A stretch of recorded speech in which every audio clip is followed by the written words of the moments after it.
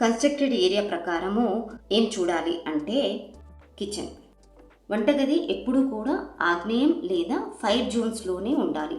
ఈ కేసులో వంటగది అనేది చూడడానికి ఆగ్నేయంలోనే ఉన్నట్లు కనిపిస్తున్న స్టవ్ బర్నర్ ఏదైతే ఉందో ఇది ఈస్ట్ సౌత్ ఈస్ట్ అంటే తూర్పు ఆగ్నేయంలో వచ్చింది.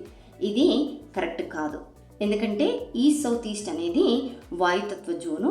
ఇక్కడ ఫైర్కి సంబంధించినటువంటి యాక్టివిటీ చేయడం వల్ల ఈస్ట్ సౌత్ ఈస్ట్ అనేది దెబ్బతింది. అదేవిధంగా సౌత్ ఈస్ట్లో వంట చేయకపోవడం వల్ల కూడా సౌత్ ఈస్ట్ అనేది కూడా దెబ్బతింది.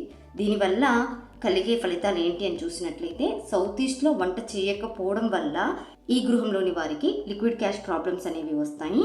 అలాగే ఈ సౌత్ ఈస్ట్లో వంట చేయడం వల్ల ఈ గృహంలోని వారు ప్రతి చిన్న విషయానికి యాంగ్జైటీ పెరుగుతుంది. ఇకపోతే నెక్స్ట్ బెడ్రూమ్స్. ఇక్కడ చూసినట్లయితే 2 బెడ్రూమ్స్ ఉన్నాయి. ఒకటి సౌత్ వెస్ట్, 2 నార్త్ వెస్ట్లో 2 బెడ్రూమ్స్ ఉన్నాయి. సౌత్ వెస్ట్లో మాస్టర్ బెడ్రూమ్ వచ్చింది, కానీ కొంత భాగం అనేది సౌత్ వెస్ట్ డిస్పోజల్ జోన్లోకి వచ్చింది.